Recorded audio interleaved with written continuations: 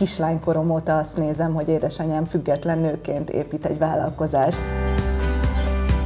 A bátyám egy családi nyaralás alkalmával feltette nekem azt a kérdést, hogy Emi, szerinted a mámbalban van még energia? És akkor innen elindult egy nagyon hosszú beszélgetés. Nekem egy igazi role model anya, hogy azt látni, nem csak egy gyönyörű nő, de az, hogy ő egyedül a szaktudásával fölépít egy olyan vállalkozást, hogy azt öröm nézni. És utána ebben nekem a testvérem, a bátyám bekapcsolódik, és még egy másik szintre, egy modernebb szintre emeli ezt az egészet.